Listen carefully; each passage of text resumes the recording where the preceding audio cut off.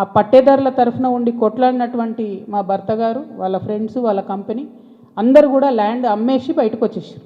ఎప్పుడు? 2019లో. 2019లో మా హస్బెండ్ బయటకు వచ్చేసిన తర్వాత 2022లో ఫస్ట్ పర్మిషన్, బీఆర్ఎస్ గవర్నమెంట్లో ఫస్ట్ పర్మిషన్ ఇచ్చింది కన్స్ట్రక్షన్కి, 12 ఎకరాల ల్యాండ్కి కన్స్ట్రక్షన్.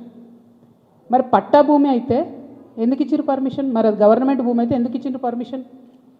19లోనే మా హస్బెండ్ ఎగ్జిట్ అయిపోయింది అక్కడితో. 22లో పర్మిషన్ వచ్చింది ఆ ల్యాండ్కి. మరి ప్రభుత్వ భూమి అయితే ఎట్లా ఇచ్చారు పర్మిషన్?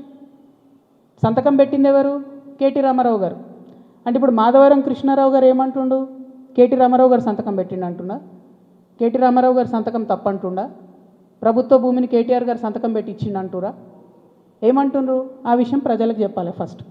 ఇప్పుడు నేను ఆరోపణ చేస్తాను ఏంది, ఎలక్షన్కి పోయే ముందు అక్టోబర్ 7, 2023 అందరం ఎలక్షన్ దాంట్లో ఉన్నాం. ఎలక్షన్ జోన్లో ఏదైతే ల్యాండ్తో 2019లో మా భర్తకు సంబంధం లేకుండా పోయిందో 2023 అక్టోబర్లో బీఆర్ఎస్ ప్రభుత్వం కేటీఆర్ గారి మినిస్ట్రీ నుంచి 5 ఎకరాలకు చేంజ్ ఆఫ్ ల్యాండ్ యూజ్ ఇచ్చింది.